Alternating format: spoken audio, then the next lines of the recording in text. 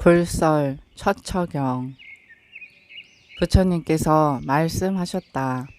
옛날 어떤 한 비구가 좌선을 하면서 돌을 닦는데 부처님의 아우 난타가 술에 취하여 자주 그곳에 가서 노래하고 희롱하였느니라.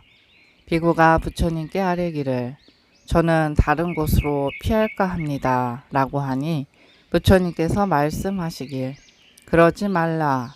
난다가 지금 마땅히 도의 자취를 얻으리라 하시고 아난을 곧 그의 집으로 보냈느니라. 마하가섭이 그 뒤를 따랐고 사리불이 경을 말해 주었으며 목관년이 신통을 나타내니 난타가고 기뻐하여 즉시 도의 자취를 얻었느니라.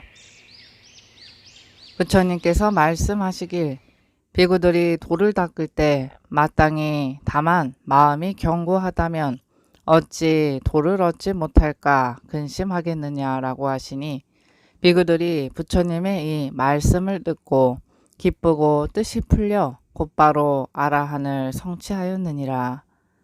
부처님의 내종제가 있었으니 그 이름이 수나찰나였다.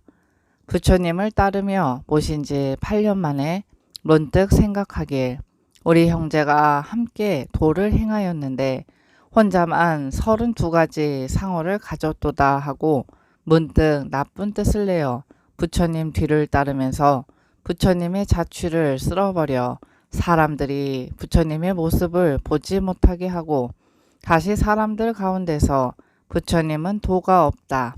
다만 말씀이 사람들의 뜻에 맞을 뿐이다 라고 말하였다. 사리불과 아난이 듣고는 문득 근심하여 즐겁지 않으니 부처님께서 말씀하셨다. 수나 찰다는 내가 나쁘다고 말한 것이 아니라 부처님의 공덕을 칭찬하였을 뿐이니 말이 사람들의 뜻에 맞는다는 것은 사람들의 뜻에 병이 많기 때문이다. 그리고 부처님께서 사리불에게 말씀하셨다. 수나 찰다는 개교한 것이 아니라 다만 화를 낸 것일 뿐이니라.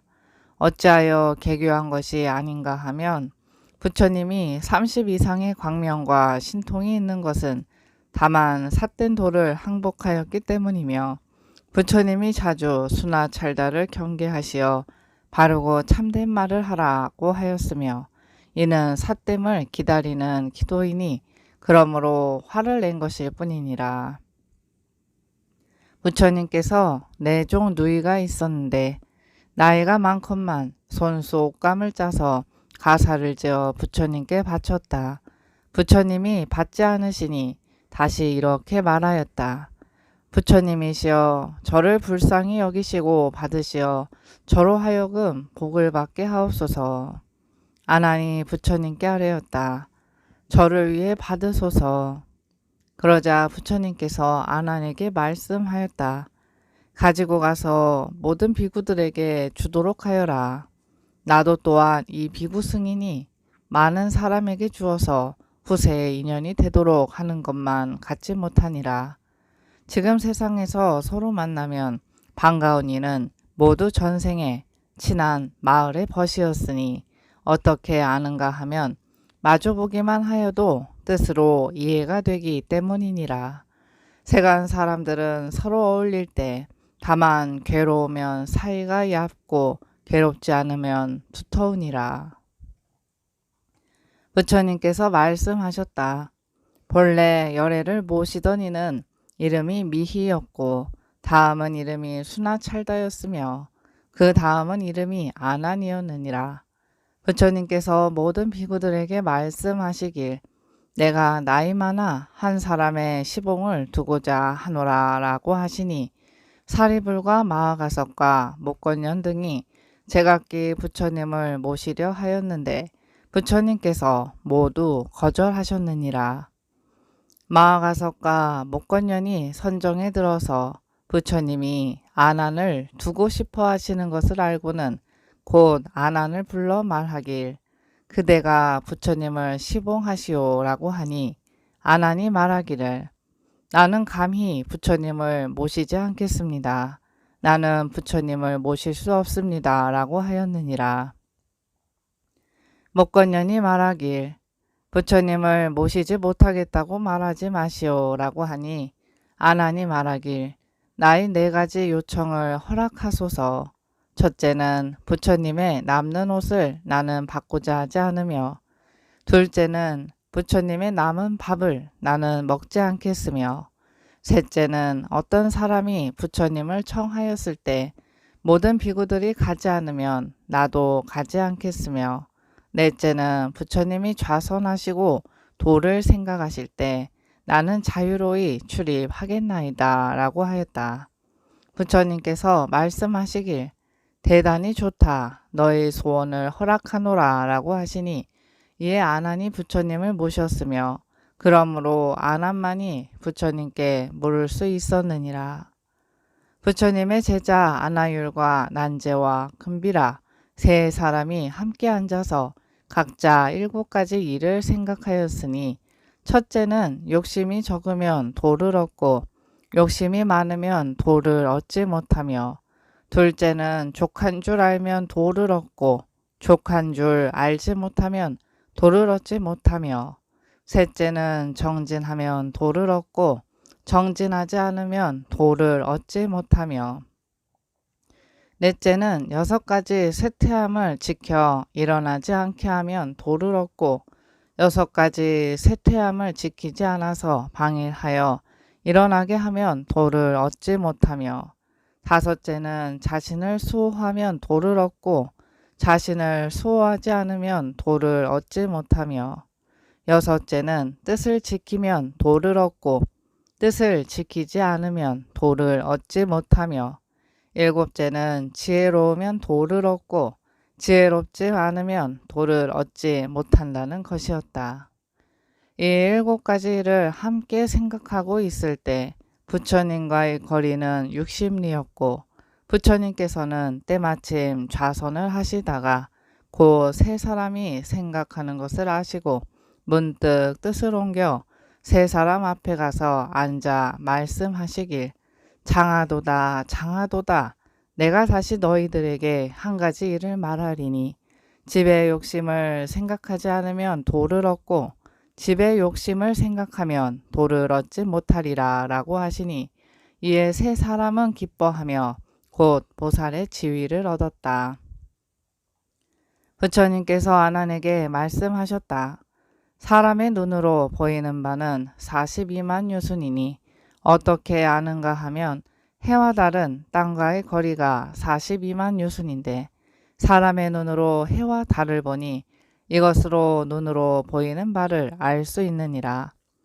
시방의 넓고 먼 곳에는 해와 달이 억억만 배이니 비유컨대 큰 바다의 모래와 같아서 억억만 배는 헤아리거나 알 수 없느니라.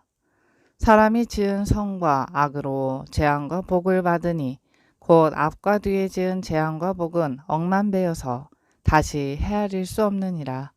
일체의 성과 악의 요체는 목숨이 닿을 때 있으니 악을 지으면 나쁜 곳을 만나고 선을 지으면 좋은 곳을 얻느니라. 재앙과 복은 모두가 미리 알 수 있으며 있는 곳을 모두 미리 알 수 있으니 부모, 형제, 처자는 도를 얻으면 곧바로 그치거니와 도를 얻지 못하면 끊을 수 없느니라. 부처님께서 말씀하셨다. 조달은 사람들에게 복 짓는 것만 가르치고 도를 행하는 것은 가르치지 않았으나 부처님은 사람들에게 복을 짓고 계율을 지니고 뜻을 지키도록 가르쳐서 도를 얻어야 마침내 그치니 조달이 스스로 생각하기를 나는 마땅히 아사세왕의 처소에서 신통을 나타내리니 왕이 나를 따르면 다른 사람도 나를 따르리라. 내가 문득 한 마리 흰 코끼리로 변하여 혼자서 궁중을 출입하거나 다시 단정함이 견줄 데 없는 한 어린아이로 변하여 왕의 무릎에 오른다면 왕이 크게 사랑하리라고 하였느니라. 왕은 조달이 이와 같이 지은 것을 보고 왕의 뜻에는 조달이 부처님보다 낫다고 여겼으며 왕은 곧 조달의 말을 따랐고 왕의 관리들과 백성들과 아직 도를 얻지 못한 사문들도 모두 왕을 따라 조달의 처소에 이르러 이를 물었느니라.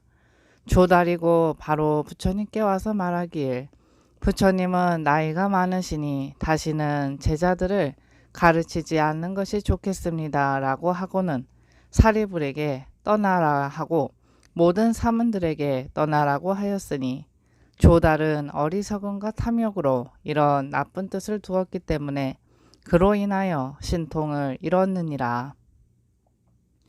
부처님께서 말씀하시길, 어리석은 사람의 하는 짓은 뒤바뀌어서 모든 부처님의 법이 아니니라 라고 하셨느니라. 조달이 스스로 생각하여 말하기를, 나는 마땅히 날아가리니 사람들이 내가 나는 것을 보면 모두 나를 따라 섬기리라. 하지만 내가 날아가려고 하나 능히 다시 날 수가 없다라고 하였느니라. 조달은 신통이 없어진 줄을 깨닫지 못하였으나 때에 곧 어떤 바라문이 평등한 마음을 행하여 문득 첫 번째 하늘에서 내려와 사리불에게 말하길, 조달은 신통이 없어졌다라고 하였다. 부처님께서 사리불에게 말씀하시길, 조달이 너를 불러 거듭 죄를 짓게 하려고 하는구나 하시고 하늘에서 말씀하시길, 조달은 아직 신통을 얻지 못하였다. 나는 벌써부터 없는 줄 알았으니 어찌 하물며 지금에서 이기는가 라고 하셨느니라. 부처님께서 말씀하시길, 사람들은 마땅히 탐심을 내지 말 것이니 조달은 다만 앉아서 탐심을 냈기 때문에 신통을 잃었느니라 라고 하셨느니라. 부처님께서 말씀하셨다. 아라한에는 두 가지 무리가 있으니, 첫째는 사말이라고 해서 스스로 도 얻을 것을 근심하여 곧 세상을 떠나고자 하는 것이요, 둘째는 교화하는 것마다 모두 해탈케 하는 것이니라. 부처와 아라한은 함께 32품의 경을 행하니 비유컨대 마치 등불을 켜놓은 것과 같아서, 부처님은 개교하시어 몇 가지 일이 있는지 알고 그 근본과 끝을 알아 지키면서 소멸시키지만, 아라한은 근본과 끝을 헤아리지 않고 곧바로 소멸시키느니라. 부처님은 비유컨대 마치 나무를 따르는 것과 같아서 뿌리에서부터 가지 끝에 이르러 분별하여 하시고, 아라한의 행은 비유컨대 마치 끝에서부터 뿌리에 이르는 것과 같으니라. 뿌리에서 끝에 이른다는 것은 본래 공함을 헤아리는 것이니, 공함을 알지 못하는 이는 도를 얻지 못하느니라. 부처님께서 말씀하셨다. 아라한은 왕성한 음은 있으나 오음은 없으며, 있는 것은 모두 나타내되 다만 집착하지 않을 뿐이며, 색, 느낌, 생각, 아르마리는 있을지언정 생사는 없느니라. 부처님께서 말씀하셨다. 아라한은 침묵으로서 아라한을 얻되 세 가지 상이 있으니, 첫째는 몸과 입과 뜻을 다시는 범하지 않고, 둘째는 세 가지 독을 멸하고, 셋째는 옷과 음식은 좋은 것을 쓰지 않고 다만 줄이고 추움을 면할 뿐이니라. 이러한 세 가지 인연이 있어 권능이 변화하여 자제하거니와 쇠퇴함을 집착한 까닭에 자제함을 얻지 못하는 것은 아니니라. 뜻으로는 다만 6가지 쇠퇴함을 분별할지언정 집착하지 말지니 집착하면 곧 도를 얻지 못하리라.